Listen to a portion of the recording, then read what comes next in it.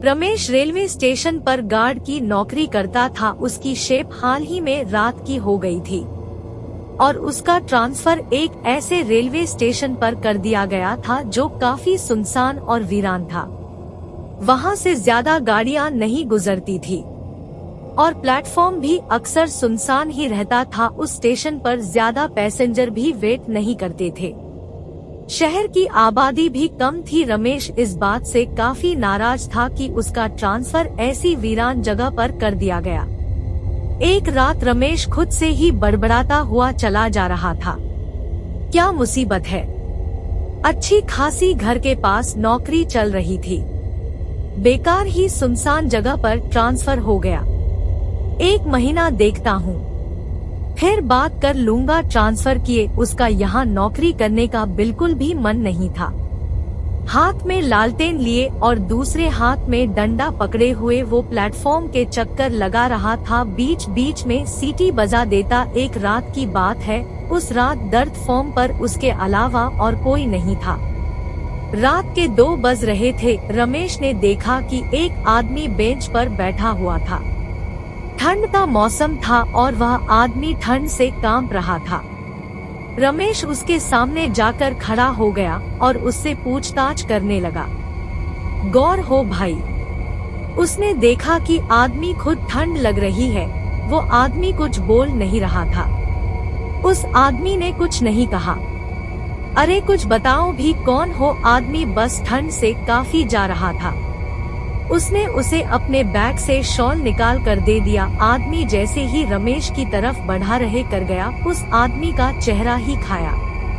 रमेश वहां से भागकर वेटिंग रूम में आ गया। उसने जो देखा था उसे अपनी आंखों पर यकीन नहीं हुआ।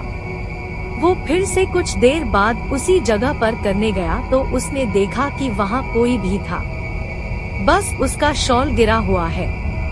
उसने वह शॉल उठाया और सुबह घर लौट गया। वह इस हादसे को एक बुरे सपने की तरह भूल गया। इतने सुनसान जगह और इतनी गहरी रात, बुरा सपना ही होगा। रमेश तो इस वीराने में अपना मानसिक संतुलन ही न खो दे। उसने सोचा कि उसे नींद आ रहे थे और उसने नींद में सपना देखा।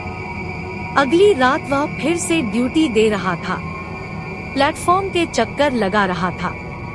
रमेश टहलता हुआ थक गया तो एक बेंच पर बैठ गया। उसने घड़ी देखी तो 2 बज रहे थे। कुछ ही देर बाद उसके पीछे से किसी के चलने की आवाज आई। उसने लालटेन से पीछे मुड़कर देखा तो वहां कोई भी नहीं था। रमेश को लगा कि उसे नींद आ रही है। उसने चारों तरफ देखा और आंखें बंद कर ली। फिर वही कुछ देर बैठे बैठे उसकी आंख लगने लगी। तभी एक हाथ उसके कंधे पर आया और उसे जगाने लगा। पहले तो उसने ध्यान नहीं दिया, लेकिन फिर से ऐसा हुआ तो वो चौंक कर उठ गया। उसने चारों तरफ देखा तो वहां कोई भी नहीं था। रमेश को लगा कि उसने फिर से कोई बुरा सपना देखा है। रमेश यह सब सोच ही रहा था, क्यों उसे पायल की आवाज आई। उसने चारों तरफ देखा तो उसे एक लड़की जाती हुई दिखी।